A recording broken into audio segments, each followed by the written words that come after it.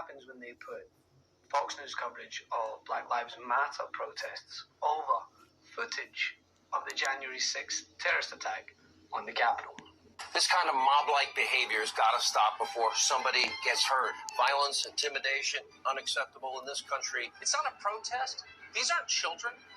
These are adults, and they're destroying our country. I think what is so jarring to so many Americans right now is just the fact that there's so much lawlessness. Why isn't anybody stopping the looting and the vandalism and the destruction of private and public property? That giant lie handicapped the police, so they couldn't do a damn thing to stop the riots without being accused of attacking mostly peaceful protesters. These include people who threw projectiles at cops, screaming the most disgusting things in their faces, an inch away from their face. Fuck you, police!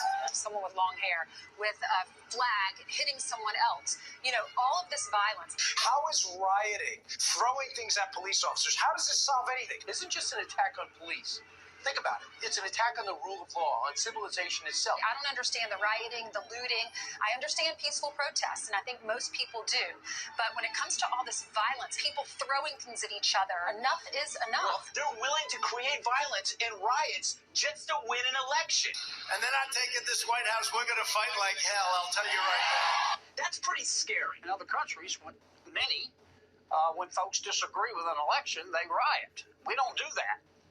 Or at least most of us don't.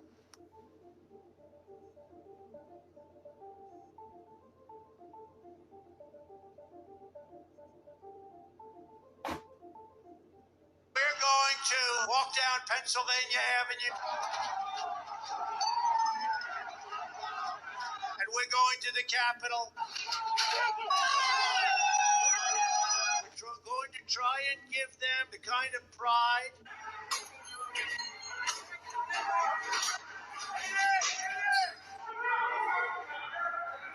So this is what you meant by back the blue?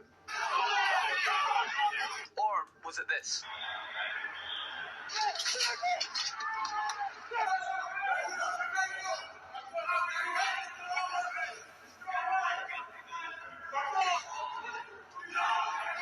You see, I'm old enough to remember when Trump called himself the law and order president. I swore an oath to uphold the laws of our nation. I am your president of law and order.